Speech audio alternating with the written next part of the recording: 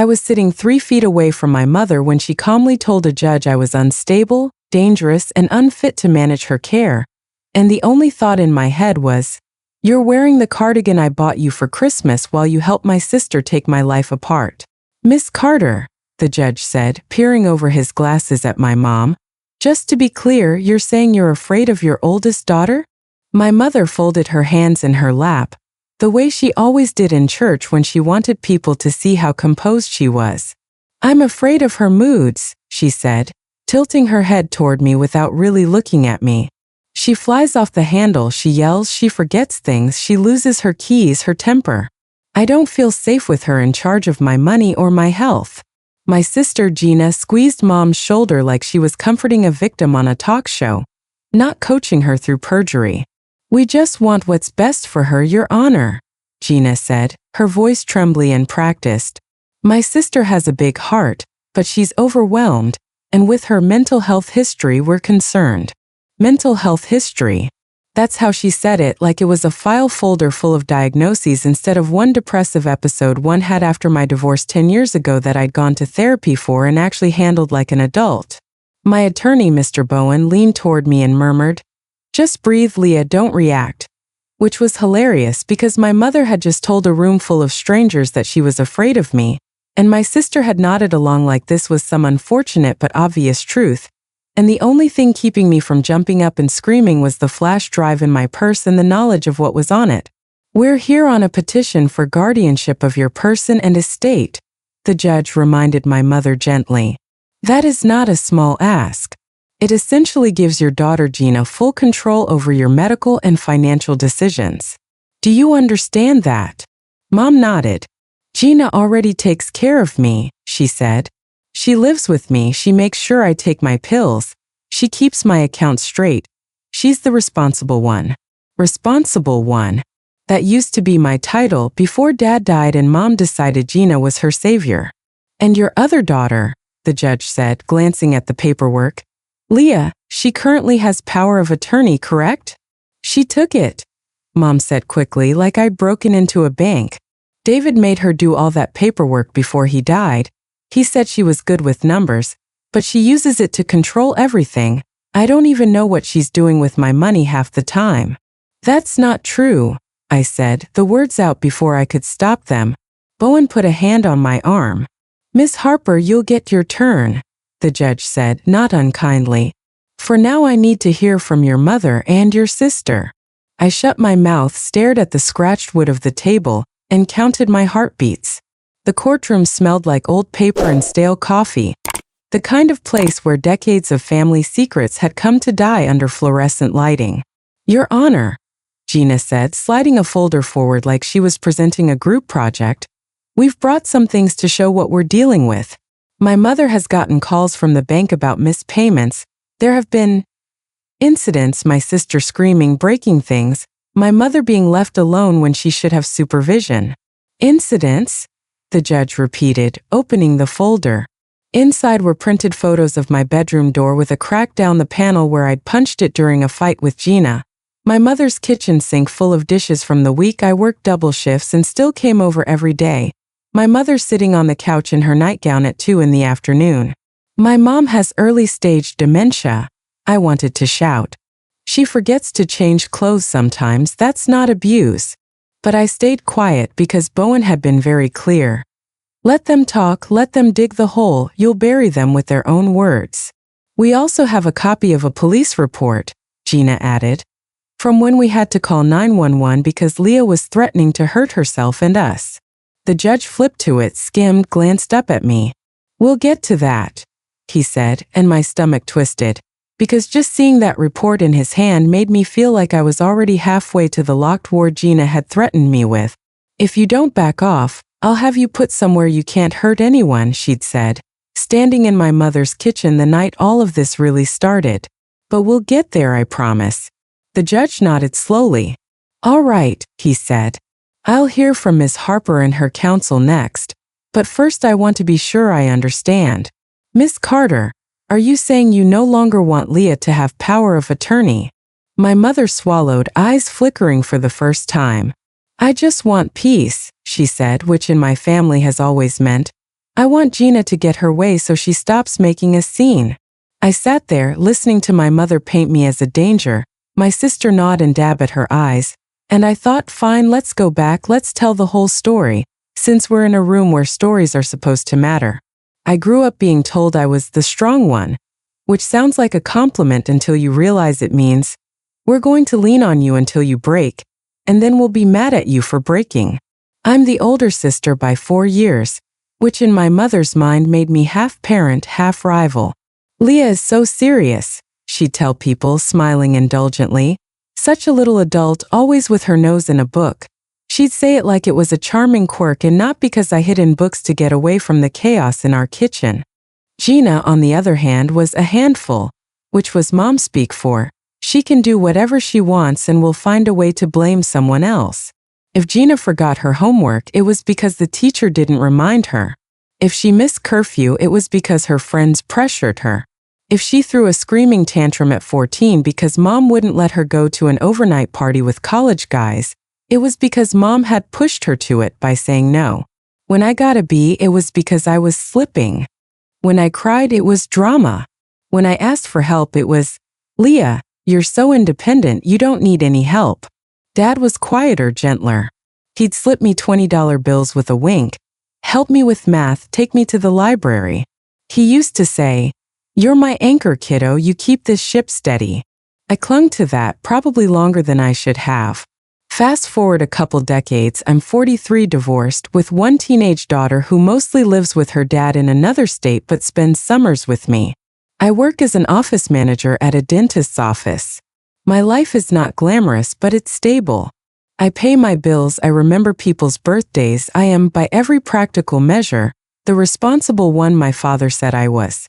Gina, by contrast, is on her 3rd career and 2nd divorce, a yoga teacher slash influencer slash caregiver who posts filtered photos of smoothies and inspirational quotes about chosen family while sleeping rent-free in my mother's spare bedroom. When Dad got sick, everything in our family snapped into a new shape, or maybe it just made the old cracks visible. He'd been tired for a while, but he brushed it off as getting older, until the day he collapsed in the driveway carrying groceries. The diagnosis was cancer, of course, metastasized before anyone caught it. Within a year he was gone. In those months, I was the one who kept track of appointments, insurance, prescriptions. I was the one who sat with him going over their wills and accounts. Your mother hates this stuff, he said, shoving a stack of bank statements toward me. Gina's no good with money, she lives like it grows on trees. I need someone who can look at a spreadsheet without getting hives. In the lawyer's office, he updated everything, named me power of attorney, executor, the whole 9 yards. You two are my girls, he said, looking between us, but Leah's got the head for this. Gina, you'll help your mom day to day. Leah will handle the paperwork. That way neither of you is carrying it all alone. Gina smiled and said all the right things. Of course, Daddy, whatever makes it easier. She even teared up. It looked like acceptance. It was really the beginning of the war. After he died, it was like someone cut the last rope holding the 3 of us in the same boat. Mom sank into grief and then into something else, something foggier. Her doctor called it mild cognitive impairment, then early-stage dementia. Gina moved in temporarily to help out, and somehow never left. I drove across town 3 or 4 times a week, handled the bills, the insurance, the house repair guys, the Medicare maze. It wasn't glamorous, but it was clear, at least at first. Then little things started to feel off. The first time I noticed it was the water bill. It had doubled. I assumed a leak, called a plumber, he checked everything, shrugged. No leaks, he said. But whoever is using the backyard spigot is running it a lot, maybe watering a garden. Mom didn't have a garden. She barely had the energy to water her houseplants. Gina, however, had a new side hustle, washing neighbors' SUVs in the driveway and taking care of a friend's dog with a kiddie pool on my mother's water. It's just hose water, Leah, calm down, she said when I brought it up. Mom says she likes seeing kids in the yard again. Mom nodded, smiled vaguely. It's nice to hear laughter out there, she said, and I swallowed my annoyance, because if a higher water bill bought Mom a little joy, fine. Other things were harder to swallow, like the ATM withdrawals. Mom had never liked using cash. She wrote checks or used her debit card for everything. Suddenly there were $200 cash withdrawals twice a week. What's this about? I asked, showing her the statement. She squinted at it. Groceries probably, she said, but I'd seen the grocery receipts, they were all card. I looked at Gina. I buy things for the house, she said, unfazed. It's easier with cash, the farmer's market, Mom's hairdresser, you know how it is.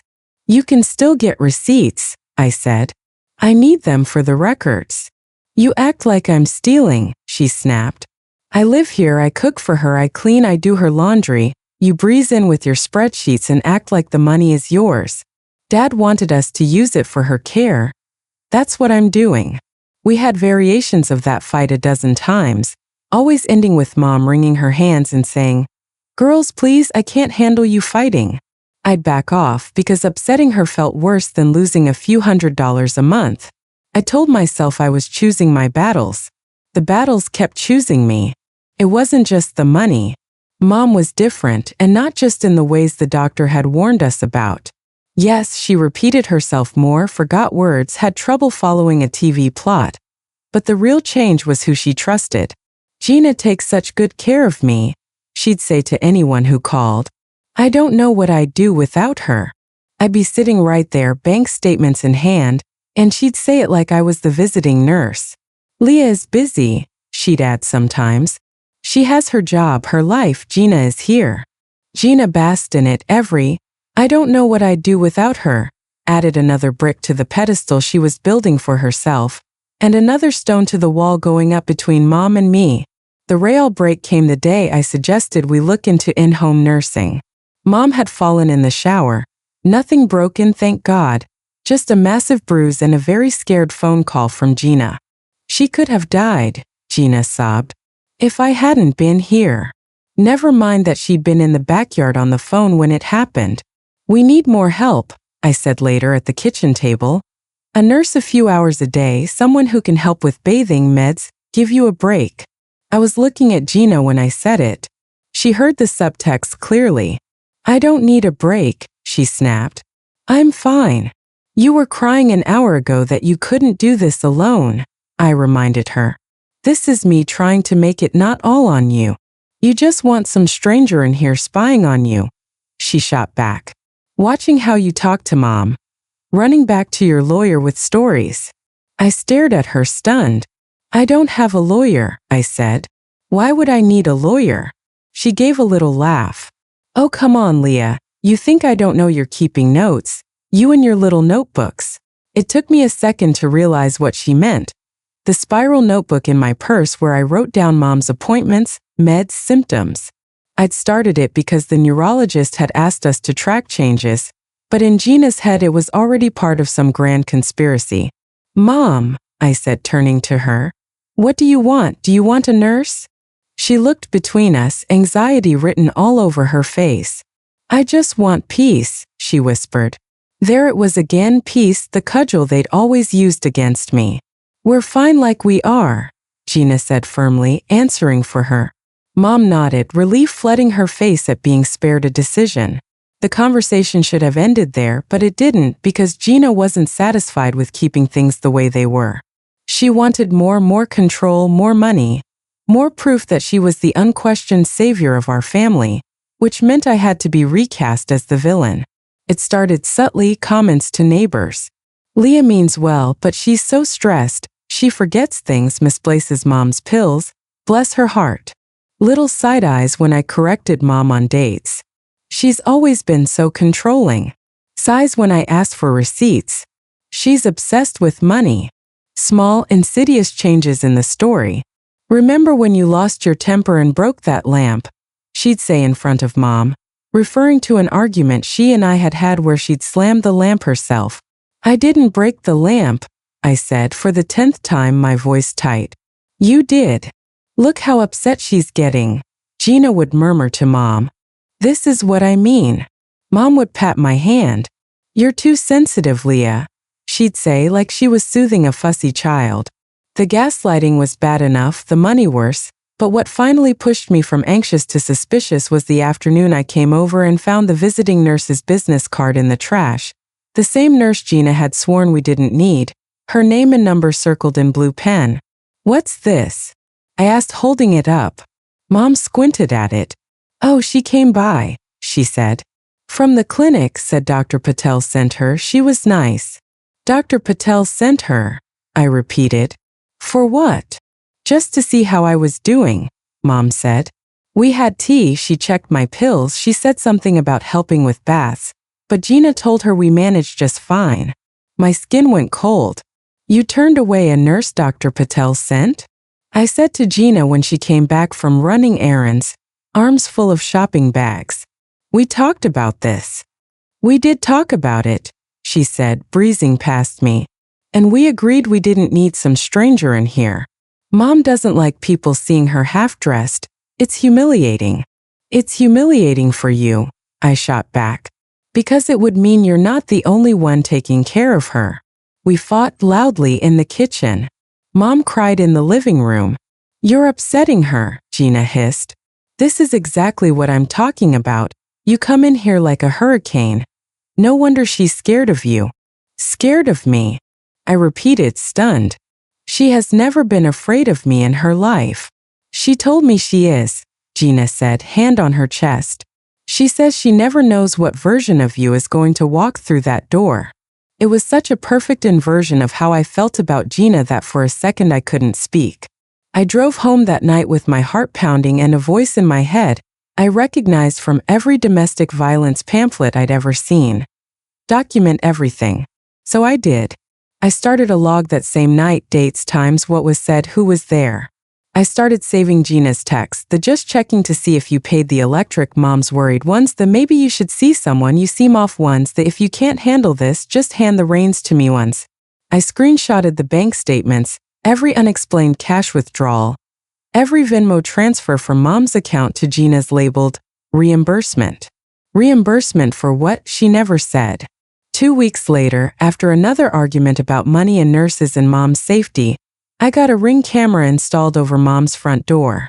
I told myself it was for security. The neighborhood had had a rash of package thefts, that was true, but it was also for me so I could see who was coming and going.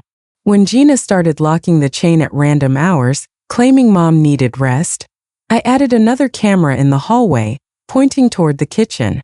I told Mom it was in case she fell. I told Gina the same. She rolled her eyes. "Big brother Leah," she muttered, but she didn't fight it too hard. Maybe she thought I'd never bother to look at the footage. For a while I didn't. Life was busy, my job was stressful, my daughter needed help with college applications. Every time my phone pinged with the motion alert, I glanced, saw Gina carrying in groceries or Mom shuffling to the bathroom, and swiped it away. I only went back to really watch the footage after the night Gina tried to have me committed. Yes, I know how dramatic that sounds, but I'm not exaggerating. It was a Wednesday. I remember because I'd left work early to take Mom to a neurology appointment. The doctor had done the usual tests, asked her who the president was, what year it was, had her draw a clock. He gently explained that her memory issues were progressing, that we needed to talk about safety supervision, maybe getting her on a waiting list for assisted living. "It doesn't have to happen tomorrow," he said. "But planning ahead is better than reacting in a crisis." In the car afterward, Mom was quiet, staring out the window. "I don't want to go to one of those places," she said finally. "They smell like pee."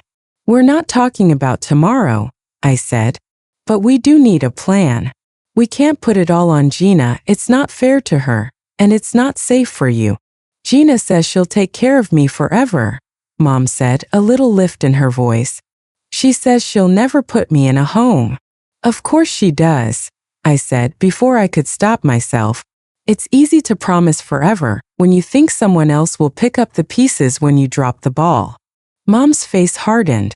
"You're always criticizing her," she snapped. "You're jealous, that's what this is. She's here and you're not. You swoop in with your binders and act like the boss. If you had children under your roof, you'd understand how hard it is." That one stung because my daughter had chosen to live with her dad most of the time, Less because of me and more because his school district was better, and because she was tired of listening to my mother criticize me when she visited. But of course, in Mom's narrative, it was more evidence that I was deficient. I am trying to keep you safe, I said, my voice tight. This isn't about jealousy, it's about you wandering outside at night and leaving the stove on. You see, she muttered, always making me feel crazy. We drove in silence the rest of the way. When we got home, Gina was already there, sitting on the couch with her laptop, a stack of mail beside her. How did it go? She asked too casually. Mom launched into a monologue about assisted living, and how she didn't want to go and how I was pushing it. Gina's eyes met mine over Mom's head, and there it was, that spark of opportunity. She's obsessed with putting you away, Gina murmured, rubbing Mom's back. I keep telling her we can handle this, that you're still you. I never said she wasn't her, I snapped. I said we need help. We argued again, voices rising. Mom started wringing her hands. Stop, she cried. I can't stand this, you're both making me sick. I stepped back, took a breath. I'm going home, I said, grabbing my bag. This is useless, we'll talk later after everyone cools down. Gina followed me into the hallway, her face tight. You can't handle that she chose me, she hissed. Dad chose you for the money, Mom chose me for everything that matters, that's what this is about. You can't stand that I'm the favorite now.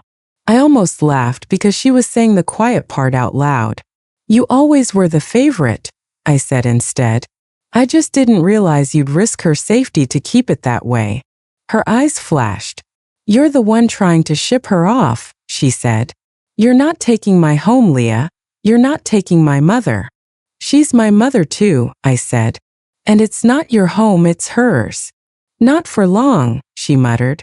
What does that mean? I demanded, but she just smiled, this cold, thin thing that didn't reach her eyes. You'll see, she said, and shut the front door in my face. An hour later, I was at home, making a frozen pizza, when 2 police officers knocked on my door. Leah Harper, the older one asked. Yes, I said, my heart dropping into my stomach. We got a call from your family, he said. They're concerned you may be a danger to yourself and others. They said you've made threats, that you've been unstable. We need to ask you a few questions. My brain scrambled. What? I said. I didn't. Who said that? Your sister, Gina, and your mother, he said, reading from his notepad. They said you left their home in an agitated state and told them you were going to end it all and take them with you. I actually laughed. It burst out of me in a short, hysterical bark. I never said that, I said. I said I was going home before I said something I regretted, that's it. Did they mention the part where she told me I was jealous and trying to steal the house? The younger officer shifted, uncomfortable. Ma'am, we're not here to take sides, he said. We just need to make sure you're safe. I'm safe, I said. I'm mad, but I'm safe. Have you had thoughts of harming yourself? The older one asked, reading from a clearly memorized script. I had postpartum depression 15 years ago, I said. I told my doctor I got help. I haven't been suicidal since. I have a therapist, you can call her. I can give you her number. They asked more questions about sleep, food, work, whether I'd ever been hospitalized. I answered all of them. I even showed them the text I'd sent my therapist an hour before. Rough day, can we move my appointment up? I asked if my sister had told them anything about Mom's dementia, the water bill, the money, the nurse she'd sent away. They exchanged a look. Ma'am, that's not really relevant, I finished for him. I know we're here about me, the crazy one. They didn't take me in that night, I think partly because I was calm and cooperative and partly because one of them had that look, the look of someone who's seen a few too many weaponized wellness checks. We're not going to put you on a hold, the older one said finally, but I strongly recommend following up with your therapist, and if things escalate with your family, maybe take some space. Trust me, I said. I'm working on that. Once they left and my hands stopped shaking, I poured myself a glass of water, sat down, and opened the Ring app. My gut said look, and for once I listened. I scrolled back to earlier that evening, to the timestamp right after I'd left Mom's house. There I was, walking down the front steps, bag on my shoulder, face tight, getting into my car. I watched the clip twice, making sure there was nothing in my body language that could be twisted into violent. There wasn't. Then I kept watching. 10 minutes later, the camera picked up motion again. Gina on the porch with her phone. She paced back and forth, gesturing wildly, her voice faint but audible if I turned the volume up. "She's unhinged," she was saying. "She said she wished Mom was dead so this would be over. She said she'd rather put her in a home than deal with her. She said she'd take us all out before she let me have the house." The hairs on my arms stood up. I had not said any of that, not one word. She was spinning entire sentences out of thin air and feeding them to whoever was on the other end. I scrubbed back, listened again, my heart racing. Then I heard my mother's voice, faint but distinct from inside the house. "Tell them about the door," she called. "And the lamp, and when she threw the plate." Gina nodded. "She has a history," she said into the phone. "She punched a hole in the door. She breaks things when she's mad. She screams, 'I'm afraid she's going to hurt Mom. You have to do something.'" I sat there watching my own family stage a performance for the police, using half-truths and outright lies, and something inside me went very, very still. The next day I called a lawyer, not Bowen, not yet another one, just to get my bearings.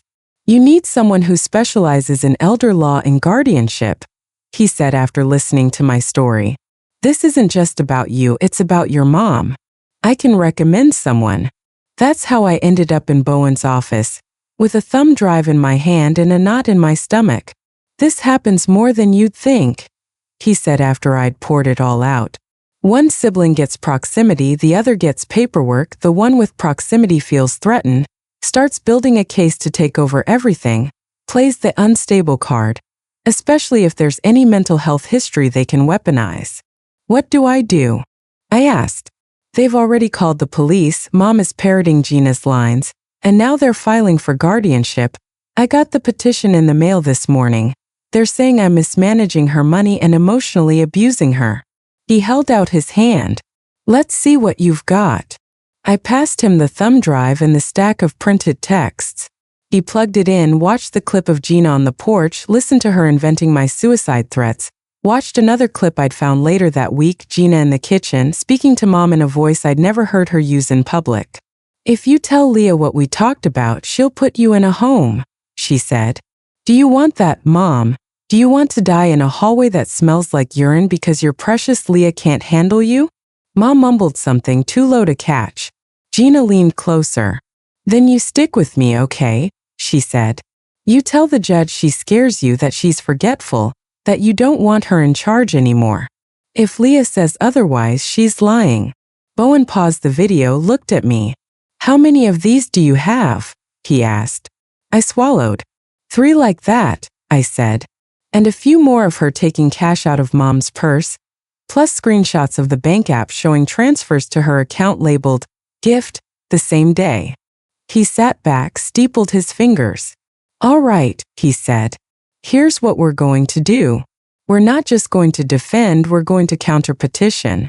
You're going to ask the court to either leave the current POA in place with added reporting, or appoint a neutral third-party guardian for the estate if the judge thinks the conflict is too high, and we're going to show him exactly what your sister's been up to. My mother is going to sit there and say she's afraid of me," I said, my voice cracking. "And the judge is going to believe her, because she's a little old lady in a cardigan." "Maybe," Bowen said. "But judges have seen a lot of little old ladies in cardigans lie to protect the wrong people. He also just might listen when we show him video of Gina coaching her. Let me worry about the judge. You worry about keeping your head down. Don't engage with your sister and mother more than necessary. No yelling, no late-night texts, no rants on social media, understand?" "I don't even have social media," I muttered. "Good," he said. "Keep it that way." Which brings us back to the courtroom, to my mother calling me unstable and my sister talking about incidents. The judge glanced at the police report again. "Miss Harper, I see here there was a call for a wellness check last month," he said. The responding officers noted that you were cooperative and not deemed a danger to yourself at that time. However, it does corroborate some level of family conflict. Family conflict is an understatement, Bowen said dryly. But we'll address that, Your Honor, when it's our turn. The judge nodded, looked at me. All right, let's hear from Ms. Harper. My heart thudded. I stood up, my legs a little shaky. Ms. Harper, the judge said, your mother and sister have expressed concerns about your behavior and your management of your mother's affairs. I want you to respond to those concerns, but I also want you to focus on one thing. What do you think is in your mother's best interest, not yours, not your sister's, hers? That question, more than anything, helped because for all my anger, all my fear, I still loved my mother, even if she was currently starring in my sister's smear campaign. Your Honor, I said, my mother's best interest is to be safe, cared for, and not financially exploited, even if that means she's angry with me. I saw Gina stiffen out of the corner of my eye. I'm not perfect, I continued.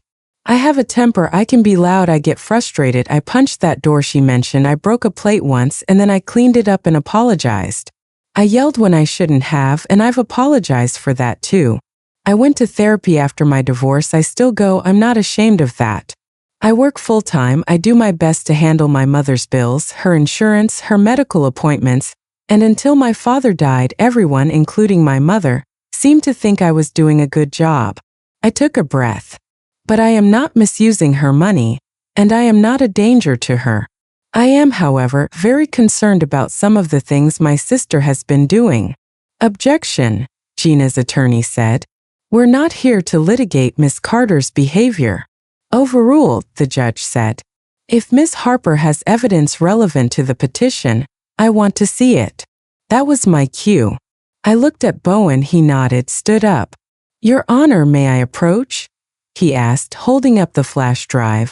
We have video and audio recordings from the petitioner's home security system that we believe the court should review before making any determination. Gina went pale. What recordings?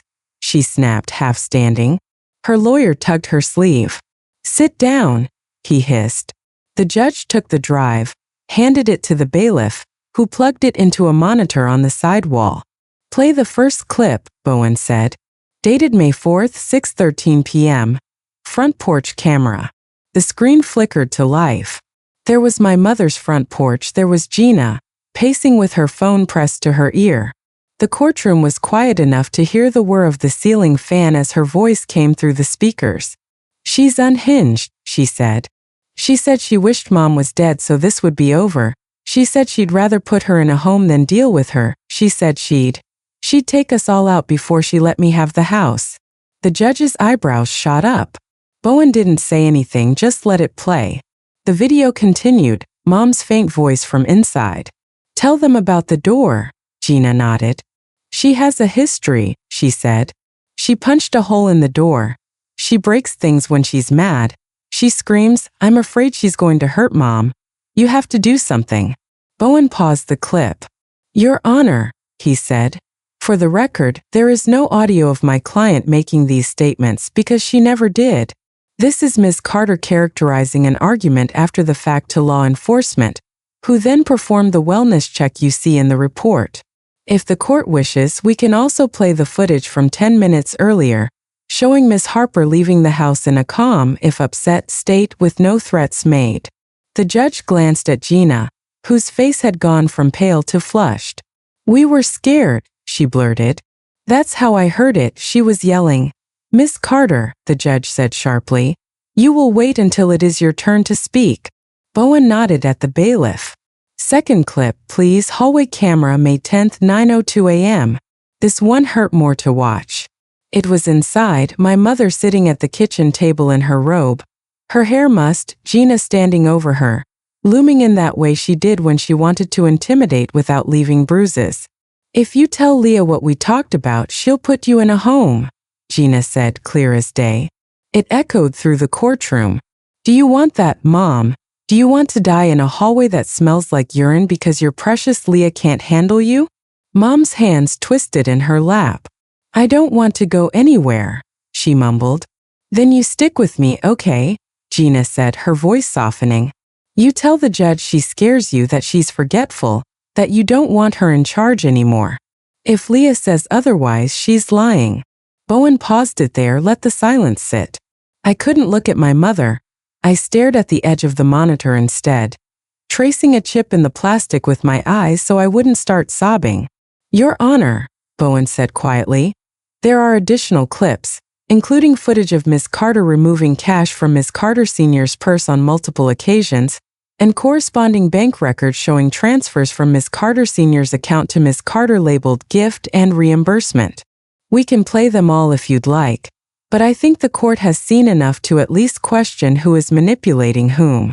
The judge took off his glasses, rubbed the bridge of his nose. I've seen enough of the recordings for now, he said, his voice clipped. He turned to my mother, who was staring at the blank screen, her face drained of color. Miss Carter, did you understand what your daughter Gina was saying to you in that video? About what to tell the judge? Mom swallowed hard. I don't remember, she whispered. She was upset, we were all upset. Do you remember telling her you were afraid of Leah? He asked. She blinked, looked at me for the first time all day, really looked. I'm afraid of you fighting, she said, her voice trembling. I don't like it when you raise your voice, any of you, it makes my head hurt. That's not what I asked, the judge said gently but firmly. Are you afraid of your daughter Leah? Physically afraid she will harm you or mismanage your finances? Mom's eyes filled with tears. She yells, she said. But she's never hit me, she keeps track of the money, I don't understand it, but she shows me the papers. She looked down at her hands. Gina says. She stopped like she'd hit an invisible wall. Gina says what? The judge prompted. She shook her head, confused. I don't know, she whispered. Gina's attorney jumped in. Your Honor, with respect, Miss Carter's cognitive impairment makes it difficult for her to remember specific conversations. That's exactly why we're here, to ensure she has a guardian who does not coach her to lie. The judge cut in, his tone suddenly sharp. I am well aware of the complications of early dementia, counselor. I am also aware of what I just saw on that screen. Miss Harper, he turned back to me. Have you ever been convicted of a crime? No, sir, I said. Any history of substance abuse? No. Any psychiatric hospitalizations? No. You mentioned therapy, he said. Is that ongoing? Yes, I said. Once a week, sometimes twice when things are rough. He nodded. Good, he said, almost to himself. I wish more people did. This court does not punish people for seeking help. He leaned back, looked between all of us. Here is what I'm inclined to do, he said.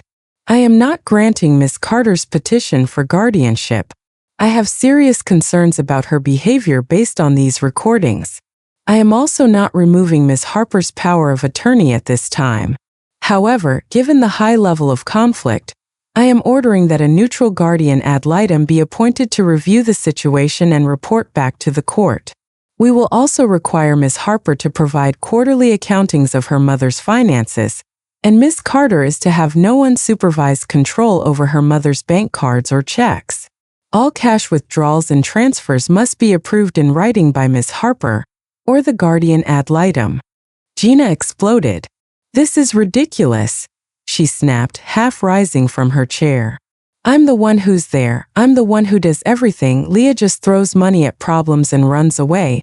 You're punishing me because she put cameras in my mother's house like some psycho. Sit down. Miss Carter, the judge said, each word a hammer. If you cannot control yourself in my courtroom, I will hold you in contempt. Gina sat hard, her lawyer whispering furiously in her ear. Furthermore, the judge continued, I am ordering that no one contact law enforcement or adult protective services regarding Ms. Harper without first consulting the guardian ad litem, unless there is an immediate threat of physical harm. This court will not be used as a weapon in a family power struggle. I exhaled, a breath I felt like I'd been holding for months. It wasn't a slam dunk victory. He hadn't declared me saintly and her evil, He hadn't given me sole control and banished her from Mom's life, but he'd done something even more important. He'd seen through her, through the performance, through the cardigan and the quivering lip and the word unstable thrown at me like a rock. He'd put a third pair of eyes on the situation, eyes that didn't have 45 years of family history clouding them. Afterward, in the hallway, Gina rounded on me, her face twisted. "You think you've won?" she spat. "You humiliated Mom. You made me look like some kind of monster. You recorded us in our own home." "It's Mom's home," I said quietly. "And I installed those cameras with her consent. You knew they were there." "She doesn't know what she consents to," Gina shot back. "She's losing her mind, and you're using that to your advantage. You always were good at twisting things, Leah." Her words hit the part of me that still, stupidly, craved her approval, that still remembered teaching her to tie her shoes, sneaking her extra dessert, covering for her when she broke Mom's figurines. "You tried to have me locked up," I said, my voice shaking now that the adrenaline was wearing off. "You lied to the police, you coached Mom to lie to a judge, you took her money, you turned her against me, and you're mad I hit record." "I didn't humiliate you, Gina. You did that to yourself." She laughed, a harsh, ugly sound. "You have no idea what you've started," she said. "Mom's all I have. I'm not letting you take her." "I'm not trying to take her," I said. "I'm trying to keep her from being used by either of us. That's why I agreed to the guardian ad litem. I'm not afraid of someone looking at the books. Can you say the same?" She didn't answer, just shouldered past me. "Mom will forget all of this," she tossed over her shoulder. "But I won't." She was right and wrong at the same time. Mom did forget pieces of it, or maybe she chose to. When I visited her a week later with the guardian ad litem, Ms. Chan, a calm woman with kind eyes and a legal pad, Mom was cheerful, almost giddy. "We went to see the judge," she told the mailman like it had been a field trip. "Such a nice man. He said my girls have to behave." She laughed like it was all a joke. She introduced Ms. Chan as the lady who's going to keep an eye on my troublemakers. "She seems to understand more than she lets on," Ms. Chan murmured to me later in the driveway. "I've seen this dynamic before. Don't lose hope, Ms. Harper. People with dementia still have moments of clarity, and they can still feel who is safe." I held on to that like a life raft. The next year was messy. We had quarterly check-ins. I had to send spreadsheets and bank statements to Ms. Chan, who reviewed them and filed reports with the court. Gina hated it. "You turned my life into an audit," she snarled once. "Maybe don't keep your receipts in your bra then," I replied, too tired to sugarcoat anything. There were more arguments, more tears, but there was also a shift, subtle at first, in how other people saw what was happening. The visiting nurse came back, this time with Ms. Chan there to back me up. "Dr. Patel says this is non-negotiable," she told Mom gently. "This is about your safety." Mom fussed, but eventually agreed, partly because Gina had less room to override professionals now that someone was watching. Neighbors who'd once taken Gina's word as gospel started to hedge. "We didn't realize she was embellishing," one of them admitted, after seeing me at the grocery store and sheepishly mentioning the things Gina had said. "Paul, my ex, called me out of the blue. 'Your sister asked me to write a statement,' he said, 'about your history of instability.' I told her no, for what it's worth. It was more than he knew. My relationship with Mom never went back to what it was. I don't think it ever could have, with or without Gina's interference. Dementia stole pieces of her too quickly. We had good days where she'd look at me and say, 'You always were the one I could count on,' and bad days, where she'd call me by her sister's name and ask when Dad was coming home.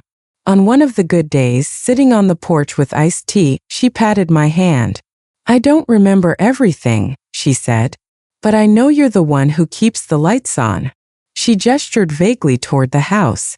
'And the wolves away from the door.' It wasn't a grand apology, it wasn't an acknowledgement of the courtroom or the recordings or the way she called me unstable, but it was something, and in families like mine, you learn to take the crumbs you're offered and decide for yourself whether they're enough. Eventually, her care needs outgrew what either of us could provide at home. No matter how many TikToks Gina watched about aging in place.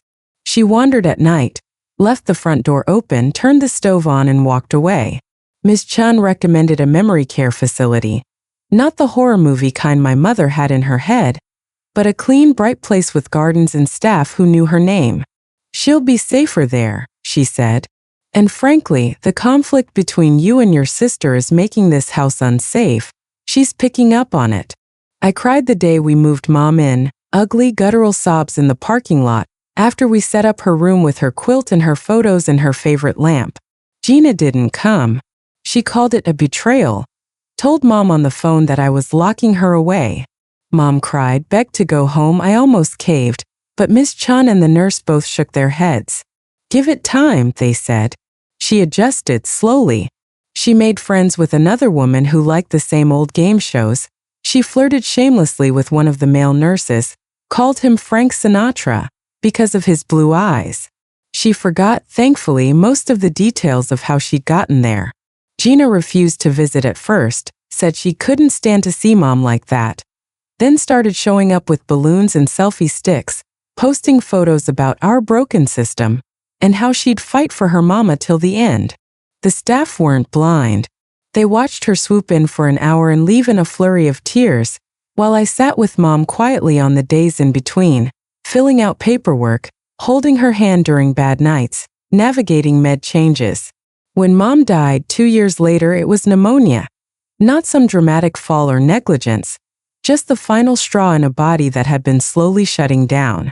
Gina posted a black and white photo of Mom on Instagram with a paragraph about holding her hand as she took her last breath. She left out the part where she got stuck in traffic, and I was the one there with the nurse, listening to the rasp of each inhale, whispering that it was okay to let go.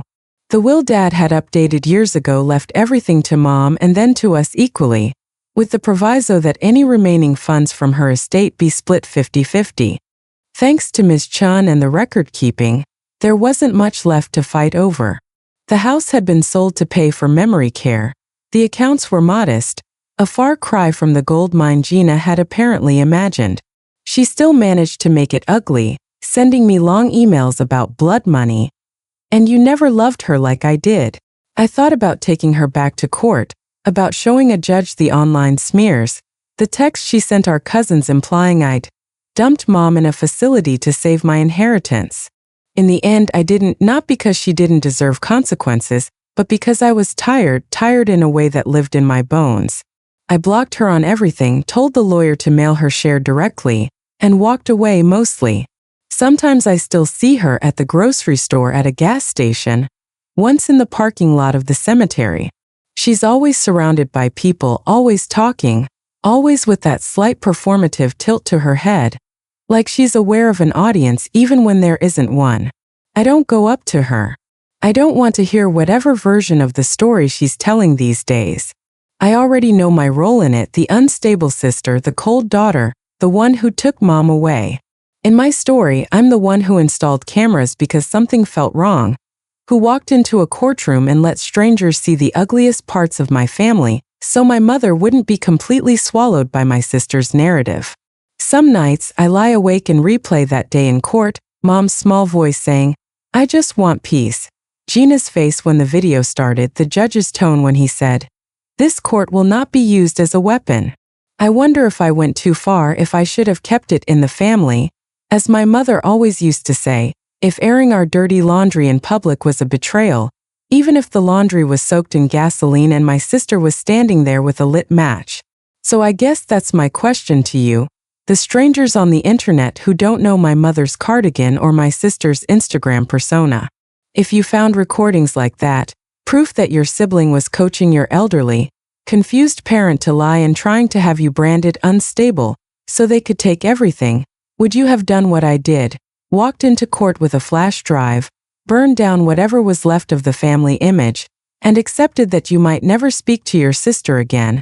Or would you have swallowed it for the sake of peace, kept playing the responsible one while everyone else rewrote your story in real time?